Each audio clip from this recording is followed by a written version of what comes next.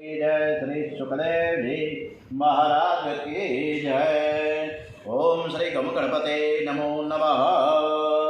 वक्रतुंड महाकाय सूर्यकोटि समप्रभ निर्विघ्नं कुरु मे देव सर्वकार्येषु सर्वदा। ओम श्री गणपति महाराज की जय। हनुमान जी महाराज की जय। ओम श्री हनुमते नमो नमः। श्री रामचंद्र भगवान की जय। ओम श्री सोमनाथ महादेव की जय। ओम श्री गायत्री मात की जय। सौनु करो कल्याण हे दयालु प्रभु, सौनु करो कल्याण। આજે આસો સુદ એકમ, આજે શારદીય નવરાત્રિ પ્રારંભ શરૂ છે 22મી સપ્ટેમ્બર અને સોમવાર સોમનાથ દાદા કી જયકાર સાથે માતાજીના ચરણોમાં વંદન સાથે શ્રીમદ ભાગવત રસામૃત પૂજ્ય ડુંગરેજી મહારાજ પૂજ્ય શ્રી સુખદેવજી મહારાજના ચરણોમાં વંદન સાથે આપણે ગિરિરાજ શ્રીના ચરણોમાં કથા કરવા જઈ રહ્યા છીએ। એક પછી એક સામગ્રી ગોવર્ધનનાથજી લઈ રહ્યા છે અને આરોગી રહ્યા છે। છોકરાઓ કેવા લાગ્યા છે, એ કાનુડા, એ કાના, એ લાલા, તું તો કોઈ દિવસ અમને મૂકીને ખાતો નથી। જ્યારે આ ગોવર્ધનના તારો પ્રભુ છે ને ઉપર બેઠા મેંઢા છાબડી ઉઠાવવા અમારે હાટું રાખશે કે કેમ? આવા બધા ઘણી જેટલા પ્રશ્નો કર્યા છે। ત્યારે લાલાએ કહ્યું છે કે મારો ઠાકોર બધું જ આરોગશે, પરંતુ એ જેટલો આરોગશે એટલો જ પ્રસાદ એ રિટર્ન કરશે તમને, તમે ચિંતા નહીં કરો, અમને બધાને પ્રસાદ મળશે ને? તો હા હા બિલકુલ ચોક્કસ મળશે। અને લાલાએ કહ્યું તમે બધા જ શ્રદ્ધા રાખો, મારા ઠાકોરજી જે ઘરમાં ભોજન કરે છે અને એ ઘરમાં લક્ષ્મીજી અન્નપૂર્ણાજી પધારે છે, તમે બધા બરાબર દર્શન કરો। અને લાલા ઠાકોરજી જ્યારે જમે છે ને ત્યારે અમારે હવે કરવાનું હું રાહ જોયા કરવાની? તો કે ના, રાહ નથી જોવાની। જ્યાં સુધી જમી ન લઈએ ગોવર્ધનનાથજી ત્યાં સુધી આપણે બધા જ વ્રજવાસીઓ આ ગિરિરાજની પરિક્રમા કરીશું। તો ચાલો બધાય મારી પાછળ બધા પરિક્રમા માટે તૈયાર। શ્રી કૃષ્ણ ગોવિંદ હરે મુરારે, હે નાથ નારાયણ વાસુદેવ। અને પરિક્રમા ચાલુ થઈ। વ્રજ રજ અતિ પાવન છે। ગોવર્ધનનાથની પછી તો આરતી ઉતારવામાં આવી, બ્રાહ્મણોને સાધુઓને પ્રસાદ આપ્યો, વ્રજવાસીઓએ પંગત પાડી છે અને બાલકૃષ્ણલાલ પીરસવા નીકળ્યા। માલિક પીરસવા જાય છે, બધાને સમજાવે કે આ પ્રસાદ દેવોને પણ દુર્લભ છે, તમે બધા પ્રેમથી પ્રસાદ લેજો પણ જરાય છાંડશો નહીં। હવે આ બાજુ બધા જ વ્રજવાસીઓ આખો દિવસ સવારથી લઈને સાંજ સુધીમાં બધા થાકી ગયા, હોઈ ગયા ચરણ રજમાં ગિરિરાજના। અને આ બાજુ નારદજી ઇન્દ્ર પાસે ગયા કે ભાઈ તું ઇન્દ્ર, તને કાંઈ ખબર છે તું શેનો ઇન્દ્ર છો, શેનો રાજા? ગોવાળો તારી પૂજા મૂકી દીધી અને ગોવર્ધનનાથજીની પૂજા કરવા નીકળી પડ્યા છે। ઇન્દ્ર રાજાને ક્રોધ આવ્યો। ઇન્દ્ર રાજાએ મેઘોને વરુણ દેવતાને આજ્ઞા કરી કે વ્રજ ઉપર તૂટી પડો, મુસળધાર વરસાદ પડો અને વ્રજને છીન ભીન કરી નાખો। આ મહિનામાં આપણે સપ્ટેમ્બર ઓગસ્ટમાં તો ઉત્તરાખંડને ચારે બાજુ, કાશ્મીરથી પંજાબથી માંડીને આપણે ગુજરાત રાજ્યમાં પણ મુસળધાર વરસાદ પડી ગયો છે। અને હવે તો ઠેક ઠેકાણે વાદળા ફાટવાની પણ એવી ઘટનાઓ ઘટે છે કે કેટલાય તણાઈ જાય છે। એટલે વરુણ દેવતાને આપણે શાંત રહેવાનું કહીએ। કાર્તક મહિનો હોવા છતાં પણ આકાશમાં મેઘો આવી ગયો, ગડગડાટ શરૂ થયો, એકદમ જોરથી ગર્જના થવા લાગી, કરાવોનો વરસાદ શરૂ થયો। નંદ બાબા બધા ખૂબ જ ગભરાઈ ગયા, વ્યાકુળ થયા। ગોપીઓ નાના બાળકો લઈને આવી, એ બધાને ક્યાં લઈ જવા? ત્યારે નંદ બાબાને 7 વર્ષના શ્રી કૃષ્ણ સમજાવે છે, બાબા જરાય તમે ગભરાવો નહીં, મેં ગોવર્ધનનાથની પ્રેમથી આપણે બધાએ પૂજા કરી છે ને. રાત્રે મને સ્વપ્નમાં ગોવર્ધનનાથજીના દર્શન થયા. ગોવર્ધનનાથજીએ મને કહ્યું છે કે 7 દિવસ તે મારી પૂજા કરી, હવે હું તારા પર બહુ પ્રસન્ન થયો છું. પણ આવતીકાલથી 7 દિવસ સુધી વરસાદ બહુ જ પડશે, તમે કોઈ ગભરાતા નહીં. કન્યા તો મને બહુ જ વાલો લાગે છે, તારી ટચની આંગળી ઉપર હું ફૂલ જેવો હલકો થઈ જઈશ. તું મને ઉપાડી લેજે, હું બધાનું રક્ષણ કરીશ, કોઈનો વાળ વાંકો નહીં થવા દઉં. નંદ બાબા કે કન્યા તને આજ્ઞા હોય તો તું ગિરિરાજને જલ્દી ઉપાડ. લાલાએ કહ્યું કે બાબા, હું તો તમારો દીકરો છું, મારામાં કંઈ એવી થોડી શક્તિ છે કે હું ઉઠાવી શકું. તમે બધા જ ઠાકોરજીને સાષ્ટાંગ વંદન કરો અને જય જયકાર કરો. બોલીએ છીએ ગોવર્ધનનાથ જય કે જાય. ભીતિ વિના પ્રીતિ નથી. બધા જ ગભરાઈ ગયા. ગોવર્ધનનાથને સૌએ સાષ્ટાંગ વંદન કરીને કહ્યું કે હે ગોવર્ધનનાથ, અમે તમારા ચરણે આવ્યા છીએ, અમારું તમે રક્ષણ કરો. અને બધા જ એકી સાથે ગોવર્ધનનાથ કી જય જયકાર કરવા લાગ્યા. લાલાએ તળેટીમાં હાથ પધરાવ્યો અને ગિરિરાજ ધીરે ધીરે ધીરે ધીરે ધીરે ધીરે ધીરે કરતા ઊંચા થયા. ભક્તા વિલાસા ચરિતાનો સારી દુગ્ધાદિ ચૌર્યસ યશો વિચારી કુમારતા નંદિત ઘોષનારી મમ પ્રભુ શ્રી ગિરિરાજ ધારી. કરીને ટચલી આંગળીએ ગિરિરાજ ગોવર્ધન ધારણ કરીને વ્રજવાસીઓને બોલાવે કે અહીં આવી જાઓ. બધા જ આવી જાઓ અહીં નીચે, ગભરાતા નહીં. ગિરિરાજ મહારાજ આપણું બધાનું રક્ષણ કરશે. ગાયો અને ગોવાળો ગોપીઓ બધા જ દોડીને અંદર પહોંચી ગયા. આજે શ્રી કૃષ્ણ ગિરિરાજ ધારણ થયા છે. વ્રજવાસીઓ રોજ લાલાના દર્શન કરે છે, પણ આજનો કનિયો તો કંઈક જુદો લાગે છે. દાઉદજીએ શેષ સ્વરૂપે ગિરિરાજને ઘેરો કર્યો કે જેથી કરીને વરસાદનો છાંટો પણ અંદર ન આવે. શ્રી કૃષ્ણે સુદર્શન ચક્રને આજ્ઞા કરી છે કે જેથી કરીને કે ચારે બાજુ પ્રકાશ પડ્યો અને તે પ્રકાશમાં ગિરિરાજધારી શ્રી કૃષ્ણના દર્શન કરતા બધાને અતિ આનંદ થયો છે. યશોદામૈયા હાથ પંપાળે છે, બેટા તને વજન તો લાગતું નથી ને? લાલો કે નામાં તે મને વાખણ બહુ ખોડાયું છે ને, એટલે મારામાં જોર બહુ આવી ગયું, બળ આવી ગયું છે. તું મારી જ્યારે ચિંતા ન કર. ગોવાળોનો શુદ્ધ ભાવ છે, લાલાને બાળક માને છે. કેટલાક ગોવાળોએ વિચાર કર્યો કે લાલો તો 7 વર્ષનો છે ને આવડો મોટો પહાડ અને કંઈક ગરબડ થઈ જાય તો. એટલે થોડા વ્રજવાસીઓએ લાકડીનો ટેકો આપ્યો. એક વ્રજવાસી લાલાને કહેવા લાગે કે ગિરિરાજને લાકડી ઉપર રાખ્યા છે. એટલે લાલાએ કહ્યું તમારી બધાની લાકડી ઉપર છે તો હું થોડોક હાથ નીચે લઈ લઉં. હવે હું થોડોક થાકી ગયો કે ન હોય તો બધાએ કે હા કાંઈ વાંધો નહીં, તમે તમારો હાથ થોડોક નીચે કરો. અને જ્યાં ગ્વાલબાઈ મિત્રોએ લાલાને કીધું, લાલાએ ધીમે ધીમે એ ટટલી આંગળને જે હાથ હતો એ નીચે કર્યો. ત્યાં તો ગોવર્ધન જે હલબલવા લાગ્યા. ગોવાળો બૂમ પાડી ઉઠ્યા, એ કનૈયા આ પડી જશે કે શું? લાલાએ જટ આંગળી ઉપર ઉઠાવી લીધા અને બધાને ખાતરી કે અમારી લાકડી ઉપર નથી, ગિરિરાજ તો લાલાની આંગળી ઉપર છે. ગિરિરાજ શ્રી કૃષ્ણની આંગળી ઉપર છે. આ જગત કોના આધારે છે? તમારું ઘર કોના આધારે છે? ઠાકોરજીની કૃપા હોય ત્યાં સુધી બધી લીલા વેલેર હોય. કૃપા ઓછી થઈ જાય ને તો રાજા પર રંક બની જાય, ખબર ના પડે. લાખની રાખ થતાં વાર લાગતી નથી. અભિમાન કરવા જેવું આ જીવ પાસે કાંઈ નથી, ખાલી અભિમાન જ કર્યા કરે છે. બધું ભગવાનના હાથમાં છે, છતાં જીવ અક્કડમાં ચાલે છે, ઠસકમાં બોલે છે.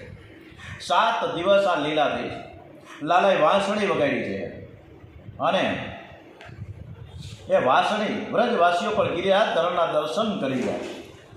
વાંસળી વગાડતા બધાને એવો આનંદ આવી ગયો. કોઈને ભૂખ નથી લાગતી, કોઈને તરસ નથી લાગતી. લાલાએ તો એવી સરસ મજાની વાંસળી વગાડી કે લાસલાની વાંસળી સાંભળીને ગિરિરાજ મહારાજ પણ ડોલવા લાગ્યા. ઇન્દ્રને ખાતરી થઈ ગઈ કે શ્રી કૃષ્ણ પરમાત્મા છે. એણે મેઘોને આજ્ઞા કરી કે તે વરસાદ બંધ થયો. સૂર્ય ઉદય થયો. ગોપીઓ ગોવાળો વ્રજવાસીઓ બધા જ બહાર નીકળ્યા. ગિરિરાજની સ્થાપના કરી છે. બોલીએ શ્રી ગોવર્ધન મહારાજ કી જય. ગોપીઓને અતિ આનંદ થઈ ગયો છે. પછી તો ઇન્દ્રની પત્ની સુરભીએ ભગવાનનો ખૂબ જ અભિષેક કર્યો છે. એનું જે દૂધ એકઠું થયું તેનું આજે પણ વૃંદાવનમાં સુરભી કુંડ છે. એટલે આપણે દર્શન કરવા માટે એક વખત સુરભી કુંડે જાશું. બધા તૈયાર રહેજો. ઓમ શ્રી કૃષ્ણ કનૈયા લાલ કી જય. આગળ શુદ્ધ જીવની ઈશ્વરનું મિલન તરફ પરમાત્મા શ્રી કૃષ્ણ નામ સ્વરૂપ એ જ આ ભાગવત છે. ભાગવતનો એક એક સ્કંદ ભગવાનના એક એક અંગમાં રહ્યો છે. 10મા સ્કંદ એ પરમાત્માનું હૃદય છે. હૃદયમાં જ પંચ પ્રાણ હોય છે. રાસલીલાના 5 અધ્યાયો ભાગવતમાં પંચ પ્રાણ છે. સંતોએ માન્યું છે કે રાસલીલા એ ભાગવતનું ફળ છે. રાસલીલાની કથા ગંગા કિનારે થઈ છે. કથા કરનાર સુખદેવજી મહારાજ છે. કેડે કંદોરો નથી તો લંગોટી તો ક્યાંથી હોય? જેને આખું તો જગત બ્રહ્મ રૂપે જ ભાસે છે, તેના માટે જ્ઞાનની આ છેલ્લી કક્ષામાં પહોંચ્યા પછી કંઈ બાકી નથી રહેતું. પરમાત્મા જ રહે છે. સાધારણ જ્ઞાનમાં જગત અને ઈશ્વર એવો ભેદભાવ રહે છે.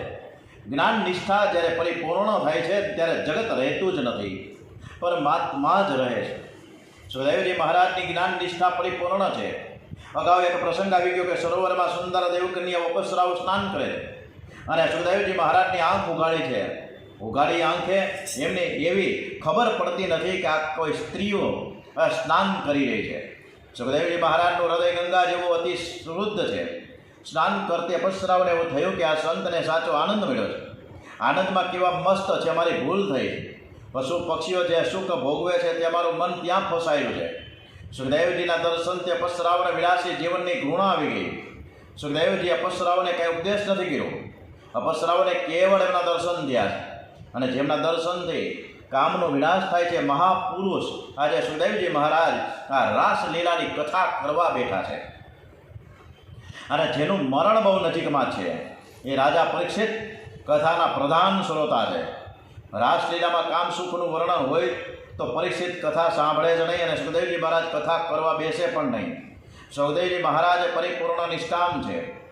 રાસલીલામાં સ્ત્રી અને પુરુષના મિલનની બિલકુલ કથા નથી, પરંતુ જીવ અને બ્રહ્મનું આ મિલન છે. ગોપી શબ્દ સાંભળ્યા પછી ઘણાને સ્ત્રીનું શરીર દેખાય કે આ કોઈ સ્ત્રી હશે. ખાંડનું કારેલું બનાવે તો તે કારેલું ભલે દેખાય પણ એમાં કડવાશ નથી. ગોપીઓનો આકાર થોડોક સ્ત્રી જેવો દેખાય છે પણ ગોપીઓમાં સ્ત્રી તત્વ નથી. આચાર્યોએ ગોપી શબ્દના અનેક અર્થો કર્યા છે. ગોપાઈ હતી શ્રી કૃષ્ણ ઇતિ ગોપી. જેના હૃદયમાં શ્રી કૃષ્ણનું સ્વરૂપ ગુપ્ત છે, જેના હૃદયમાં શ્રી કૃષ્ણ વિના બીજું કંઈ નથી. આ ભગવત સ્વરૂપને જે હૃદયમાં રાખે છે તેને ગોપી કહેવામાં આવે છે. સાધારણ માણસ સંસારને મનમાં રાખે છે. મનમાં જે સંસાર છે એ જ રડાવે છે અને એ જ ત્રાસ આપે છે.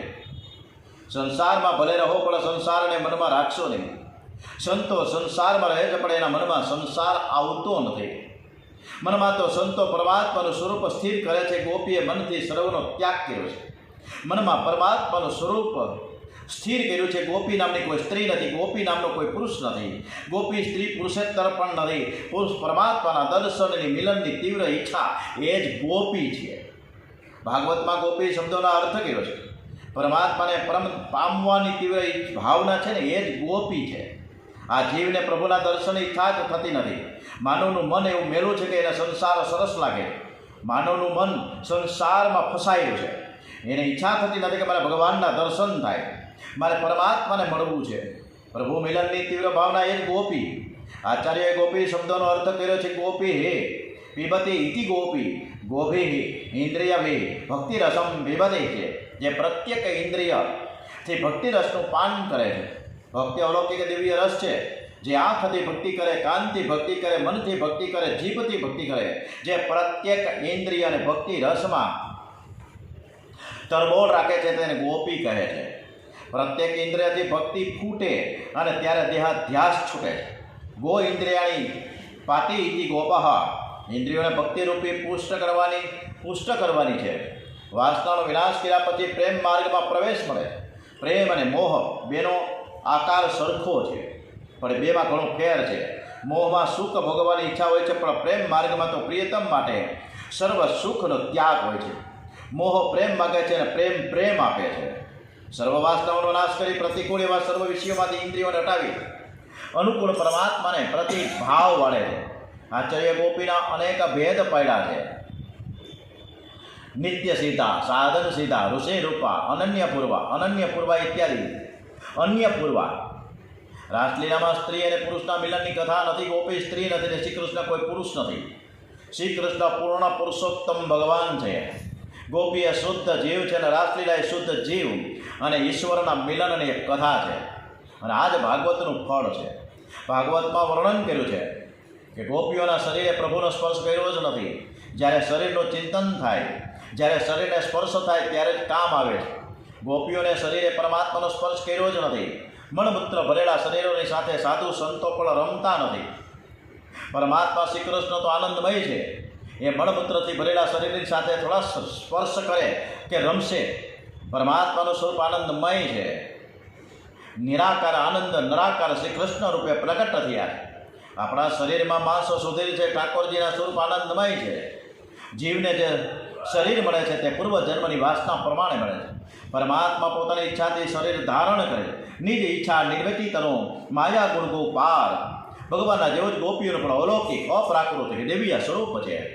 જે શરીરમાં મળ નથી, જે શરીરમાં મૂત્ર નથી, ગોપીઓનું શરીર ભગવાનનું સતત અને સતત ધ્યાન કરવાથી ભગવાનના જેવું દિવ્ય બની ગયું છે.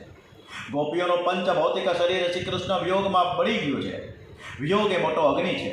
પ્રદેશમાં હોય તો પતિવ્રતા સ્ત્રી પતિ દેવના વિયોગમાં ઝૂરે છે. પતિનો વિયોગ જેમ પતિવ્રતા સ્ત્રીને બાળે છે, એમ ભક્તો ભગવાનના વિયોગમાં બળે છે. ગોપીઓએ પરમાત્માનું અલૌકિક દિવ્ય સ્વરૂપ પ્રાપ્ત કર્યું છે. ગોપીઓને શ્રી કૃષ્ણના દર્શન થયા પછી પ્રેમ જાગ્યો છે.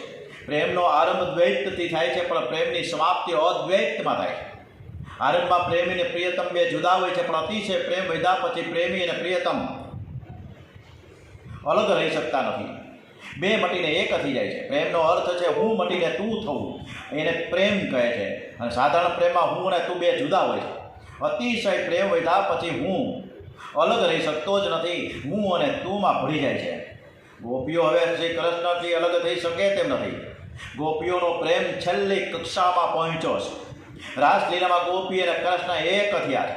આ અલૌકિક દિવ્ય કથા છે. ભાગવત એ પરમહંસોની સંહિતા છે. પ્રત્યેક અધ્યાયની સમાપ્તિમાં લખ્યું છે કે આ પરમહંસોની સંહિતા છે. પરમહંસ એ છે કે જે પરમાત્માની સાથે એક રૂપ થયા છે. રાસલીલાની કથા શ્રવણ કરતાં પહેલાં 3 સિદ્ધાંતો ધ્યાનમાં રાખવાના છે. શરીર સાથે રમણ નથી. શુદ્ધ જીવ ઈશ્વરની દિવ્ય લીલા છે. રાસલીલામાં સ્ત્રી પુરુષના મિલનની કથા નથી. ગોપીમાં સ્ત્રી તત્વ રહ્યું જ નથી. કદાચ તમને એમ થશે કે મહારાજ તમે ગોઠવીને બોલો છો કે ભાગવતમાં લખ્યું છે. ભાગવતમાં જ છે. જે લોકો બરાબર વિચાર કરે છે, સંસ્કૃત ભાષાનું જ્ઞાન છે, એ સમજી શકે કે ભાગવતના શ્લોકથી સિદ્ધ થયું છે. ગોપીમાં સ્ત્રી તત્વ રહ્યું જ નથી. કોઈ ગોપીનું નામ સુખદેવજીએ લીધું જ નથી. અન્યાહા કાશ્મિતાહા નામરૂપની પૂર્ણ વિસ્મૃતિ થયા પછી ગોપી ભાવ જાગે. ગોપી ભાવ એ સર્વોચ્ચ ભાવ છે. આત્મા ત્રણેય શરીરથી જુદો છે. બહારથી જે શરીર દેખાય છે તેને સ્થૂળ શરીર કહે. અંદર સૂક્ષ્મ શરીર, પંચ જ્ઞાનેન્દ્રિય, પંચ કર્મેન્દ્રિય, પંચ પ્રાણ, મન અને બુદ્ધિ, આ 17 તત્વોનું બનેલું છે. સૂક્ષ્મ શરીરમાં મનમાં અનેક જન્મની વાસનાઓ હોય છે, જેને કારણ શરીર કહેવામાં આવે છે. દીવામાં તેલ ન રહે ત્યારે દીવો ધીમે ધીમે શાંત થઈ જાય છે. એ મનમાં પણ કોઈ પણ પ્રકારની વાસના ન રહે ત્યારે મન શાંત થઈ જાય છે. મન વાસનાથી જ જીવે છે. સંકલ્પ વિના મન જીવે નહીં. સંકલ્પ રહિત બને તે ભગવાનમાં ભળી જાય છે. સૂક્ષ્મ શરીરનો વિનાશ થયા પછી ગોપી ભાવ જાગે. આપણા જેવો સાધારણ માનવ આ કથા કરવા લાયક જ નથી. આપણા જેવો સાધારણ માનવી આ કથા સાંભળવા લાયક પણ નથી. આ સર્વોચ્ચ ભાવ છે. મન પૂર્ણ નિષ્કામ થયું છે. ગોપીઓ પરમાત્માથી અલગ રહી શકે તેમ નથી. આ શુદ્ધ મિલનની કથા છે. ગોપીઓ એ ઋષિ રૂપા જ છે. વેદાચાર્ય ગોપીઓના અનેક પ્રકાર માન્યા છે કે પૂર્વજન્મના મહાન મહાન ઋષિઓ ગોપી થઈને આવ્યા છે. હજારો વર્ષો સુધી ઋષિઓ તપશ્ચર્યા કરે છે, પણ કામ બહુ બળવાન છે. એ ત્રાસ આપે છે. કામ કોઈને છોડતો નથી, કોઈને ગાંઠતો નથી. જંગલમાં રહીને કંદમૂળ ફળ ખાનારને પણ કામ ત્રાસ આપે છે. તો લુલીના લાડ કરનારની શું દશા થતી હશે? જંગલમાં રહેતા ઋષિઓને પણ કામ પજવે છે. ઋષિઓ થાકી જાય છે. કામ શરીરમાંથી તો નીકળે છે, પણ બુદ્ધિમાં સૂતેલો રહે છે. ઋષિઓ વિચાર કરે કે કામ બુદ્ધિમાંથી કેવી રીતે નીકળે, અને હવે તે કામ શ્રી કૃષ્ણને અર્પણ કરે છે. કામનો વિષય કોઈ સ્ત્રી કે પુરુષ હોય તો કામ પતન કરે છે. કામનો વિષય પરમાત્મા બને તો જીવ નિષ્કામ બને છે. શેકેલા અને ઉકાળેલા બીજમાંથી જેમ અંકુર ઉત્પન્ન થતા નથી, એમ નિષ્કામ પરમાત્માને અર્પણ કરેલા કામમાંથી વિકાર ઉત્પન્ન થતો નથી. કામ સકામમાં રાખે તો વિકાર વાસના જાગૃત થાય છે, અને નિષ્કામમાં રાખે તો વિકાર વાસનાનો વિનાશ થાય છે. સકામનું સ્મરણ કરે તો જ કામ જાગે. નિષ્કામનું ચિંતન કરે તો નિષ્કામ થવાય છે. ગોપીઓ નિશ્ચય કર્યો છે કે આ ઋષિરૂપા ગોપીઓ છે, કામ શ્રી કૃષ્ણને અર્પણ કરીશું. કામ એ કાંટો છે ને કાંટાને કાંટાથી જ કાઢવો પડે છે. જંગલમાં ચાલતા હતા પગમાં કાંટો વાગ્યો, હવે સોય ક્યાંથી લાવવી? પગમાં જે કાંટો વાગ્યો તો એ કાંટાને બીજા કાંટાથી કાઢ્યો અને પછી બંને કાંટા ફેંકી દીધા. કામ એ જ કાંટો છે, એનો વિનાશ કામથી જ કરવાનો છે. તમે એવી ઈચ્છા રાખો કે મારા ભગવાનને મળવું છે. તમે કોઈ માનવને મળો ત્યારે તમને સુખ થાય છે, તમે ભગવાનને મળો ત્યારે કેવો આનંદ થતો હશે. ગઈકાલે આપણે 2 કલાક સરસ મજાની કથા કરી રવિવારે, સર્વ પિતૃ અમાસના દિવસે બધાને આનંદ આવ્યો અને મુક્તિ મળી ગયા જેવો સરસ મજાનો આનંદમાં પરમાનંદ થઈ ગયો. એવી સરસ મજાની કથા આપણે ગઈકાલે કરી છે. ઋષિરૂપા ગોપીઓ કામ શ્રી કૃષ્ણને અર્પણ કરે છે. મોટા મોટા ઋષિઓ ગોપીઓ થઈને આવ્યા છે. ગોપીઓ 4-5 વર્ષની હતી અને ત્યારથી એમને ઈચ્છા છે કે શ્રી કૃષ્ણ એના પતિ થાય, અને એ માટે ગોપીઓએ આ દિવસોમાં કાત્યાયની વ્રત કર્યું છે. હેમંતે પ્રથમે માસે નંદવ્રજ કુમારિકા કરીને હવિષ્ય ભોજ્ય કાત્યાયની પૂજી મહ્યા રહ્યા. ઋષિરૂપ ગોપીઓ માટે ભાગવતમાં કુમારિકા શબ્દ વાપર્યો છે. સંસ્કૃત ભાષામાં 4-5 વર્ષની કન્યા હોય એને કુમારિકા કહેવાય છે. 5 વર્ષ પૂરા થાય એટલે 6ઠું વર્ષ બેસે એટલે કુમારિકા ન કહેવાય. આજે આ કન્યાઓ 4-5 વર્ષની છે, આશા રાખે છે કે શ્રી કૃષ્ણ પતિ મળે. 4-5 વર્ષની કન્યાને ખબર શું હોય કે પતિ શું અને પત્ની શું. શ્રી કૃષ્ણ પતિ મળે એવી અપેક્ષા રાખે છે. એનો અર્થ એ કે કોઈ જીવ સાથે મારો સંબંધ ન થાય, મારે તો ફક્ત અને ફક્ત ઈશ્વરને મળવું છે, પરમાત્માની સાથે એક રૂપ થવું છે. ભવિષ્યાનંદનું ભોજન કરે છે, યમુનાજીમાં સ્નાન કરે છે, રેતીથી પાર્વતીમાની મૂર્તિ બનાવે છે. પાર્વતી બ્રહ્મ વિદ્યાનું સ્વરૂપ છે. એ પરમાત્માની સાથે મિલન કરવા છે. તે માતા પાર્વતીની સ્થાપના કરી, પૂજા કરી, પ્રાર્થના કરે છે કે મારે પરમાત્માને મળવું છે, શ્રી કૃષ્ણની સાથે એક થવું છે. 4-5 વર્ષની આ કન્યાઓ છે, વસ્ત્રે જમનાજીના કિનારે રાખે છે, નગ્ન સ્નાન કરે છે. નગ્ન સ્નાન કરે, તીર્થદેવનું અપમાન કરે છે, એને પાપ લાગે છે, પણ ભગવાન શ્રી કૃષ્ણ ત્યાં પધાર્યા છે. વસ્ત્ર ઉઠાવી કદમના ઝાડ ઉપર રાખ્યા અને કહ્યું કે તમે બહાર આવો અને ઓળખીને તમારા વસ્ત્રો લઈ જાઓ. કેટલાક લોકોને આ લીલામાં અશ્લીલતા જેવું લાગે છે. આ લીલા શુદ્ધ છે. શાંતિથી થોડો વિચાર કરશો તો ધ્યાનમાં આવશે કે શ્રી કૃષ્ણ ગોપીની નગ્ન કાયા જોવા નથી આવ્યા. યમુનાજી જળમાં શ્રી કૃષ્ણ જળ સ્વરૂપે રહેલા જ છે, ગોપીઓને મળેલા જ છે, પણ વાસનાનો પડદો હોવાથી ગોપીઓને મિલનનો અનુભવ થતો ન હતો. આ જગત ભગવાનમાં રહેલું છે. જગતનો આધાર પરમાત્મા હોવાથી પરમાત્મા સર્વને મળેલા જ છે. ઈશ્વર એકને મળે અને એકને ન મળે તો ભગવાનને સર્વવ્યાપક કોણ માનશે? સર્વવ્યાપક એ સર્વનો આધાર છે. ભગવાન સર્વને મળેલા જ છે. જીવ ઈશ્વરની સાથે જ હોય છે. ઈશ્વર જીવને જોવે છે, પણ જીવ ઈશ્વરને જોઈ શકતો નથી. જીવ અને ઈશ્વરની વચ્ચે પડદો છે. પરમાત્મા બધાને મળેલા છે અને મળેલા જ ભગવાન મળે છે. ઓમ. અને આ માટેનો એક સરસ મજાના દ્રષ્ટાંત આપણે આવતીકાલે કરીશું. ઓમ શ્રી કૃષ્ણ કનૈયાલાલ કી જય. ઓમ શ્રી દ્વારિકાધીશ કી જય. ઓમ શ્રી ડોગરેજી મહારાજ કી જય. ઓમ શ્રી ભારત માતા કી જય. ઓમ શ્રી સોમનાથ મહાદેવ કી જય. વંદે વેદ માતરમ. ભાગવત ભગવાનજી મહારાજ કી જય. ઓમ નમો ભગવતે વાસુદેવાય. ઓમ